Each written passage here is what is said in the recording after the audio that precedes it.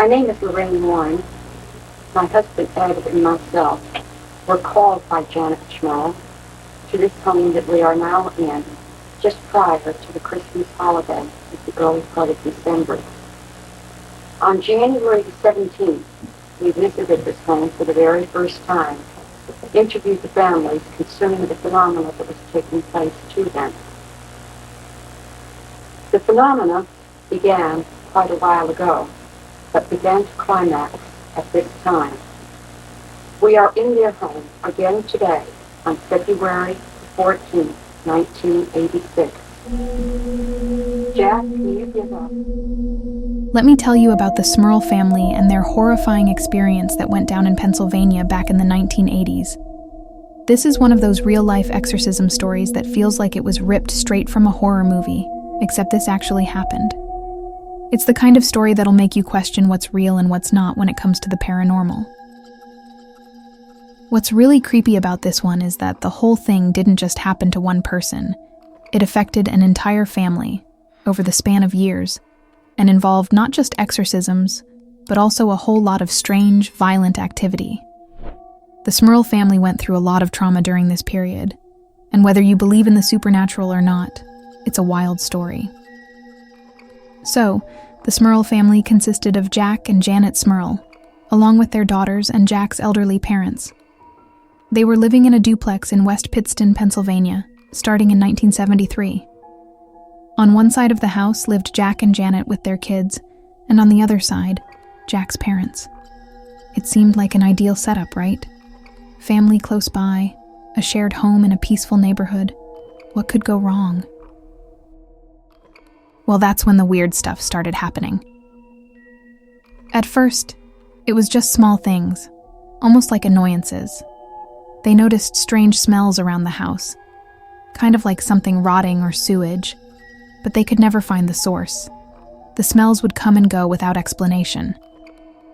Then, appliances started acting up. Things would break for no reason, lights would flicker, or the TV would turn on and off by itself. If this had been it, maybe they could have brushed it off as bad luck or some faulty wiring. But soon, things escalated, and it became clear this wasn't just a bad week. It was something far more sinister. One of the first major incidents was when stains started appearing on their walls.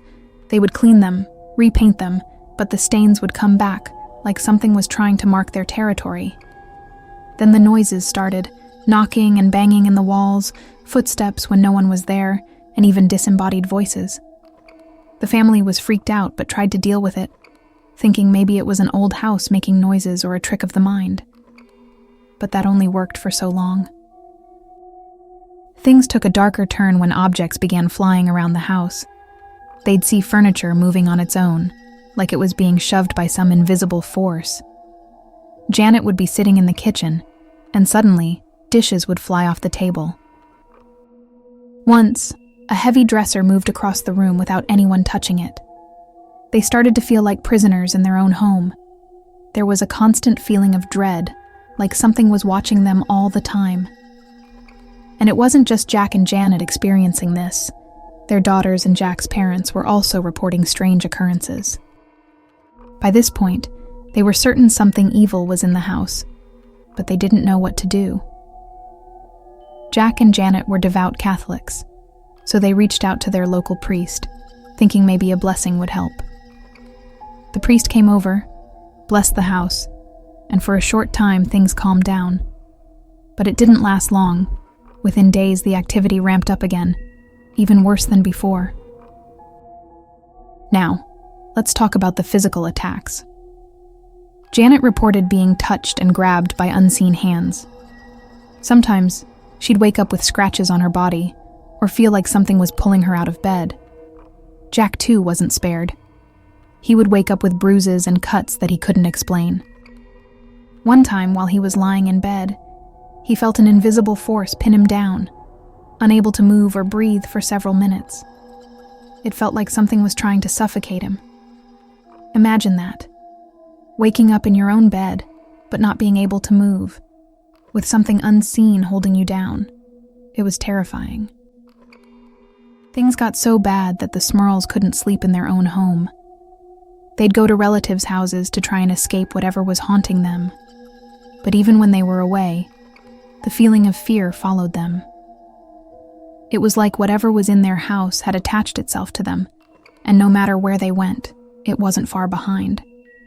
They were desperate, scared out of their minds, and had no idea what to do next.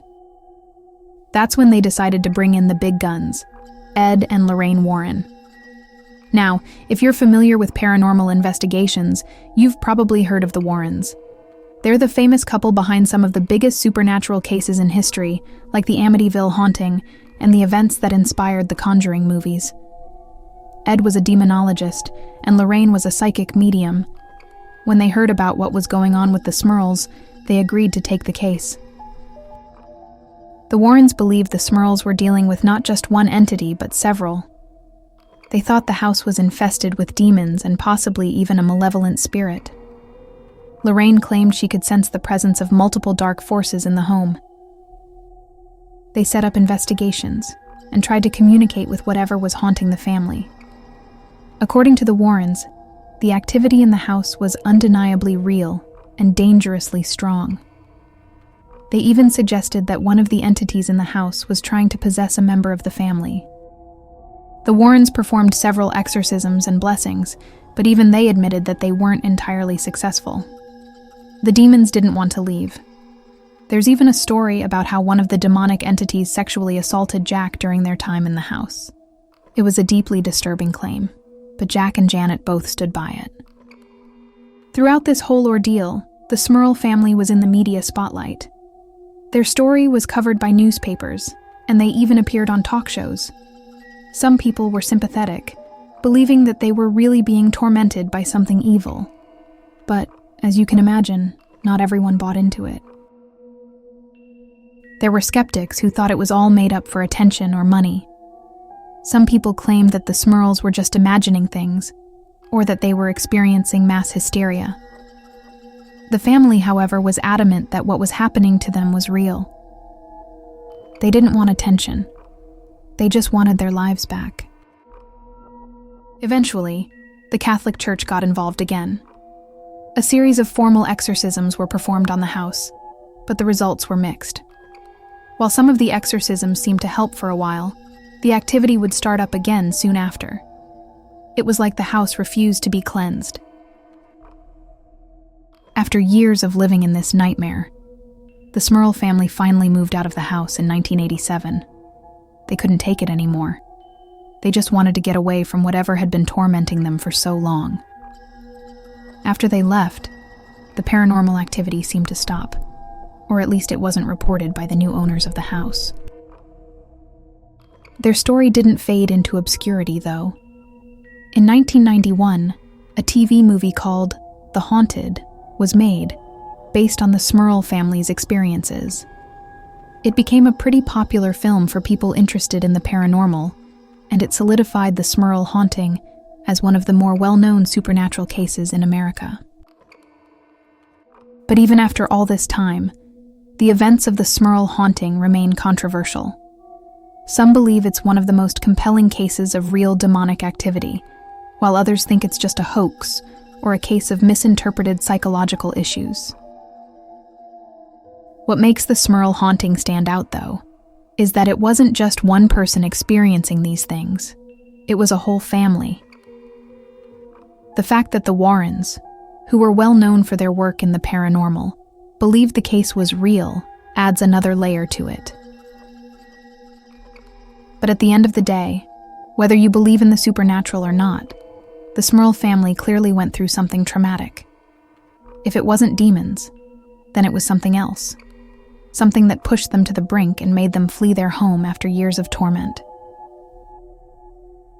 It's one of those cases where you have to wonder, even if just a small part of what they said is true, how terrifying must that have been?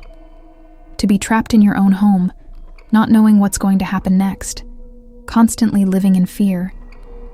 It's the kind of story that makes you think twice about what's really out there and whether we're ever truly alone.